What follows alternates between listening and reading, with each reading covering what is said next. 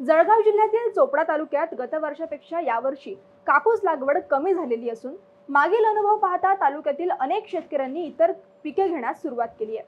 मे महिन्यात लागवड केलेल्या कापसाची निंदणी, कोळपणी आदी कामे करताना शेतकरी दिसत आहेत। यासाठी शेतकऱ्यांना अनुभवी शेतमजुरांची मदत होते।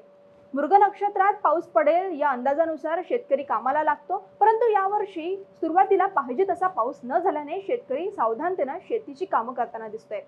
या शेती कामाचा आढावा घेतलाय आमचे प्रतिनिधी आत्माराम पाटील यांनी।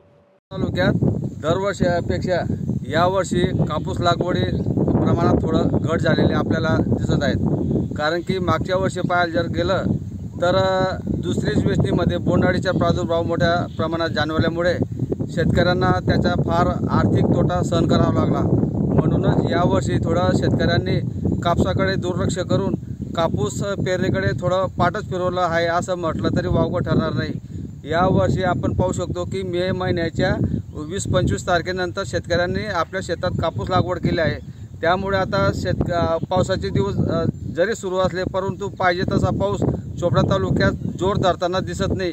यामुळे बागायतदार जे शेतकरी आहेत, जे कापूस उत्पादक शेतकरी ते आपल्या शेतामध्ये निंदणी, कोळपणी ही मशागत करून कुठेतरी कापूस कसा चांगला दिसेल किंवा कापूस कसा निरोगी राहील याकडे शेतकऱ्यांचा कल अधिक दिसत आहेत। Video journalist Atmaram Patil, news uncut, Chopra.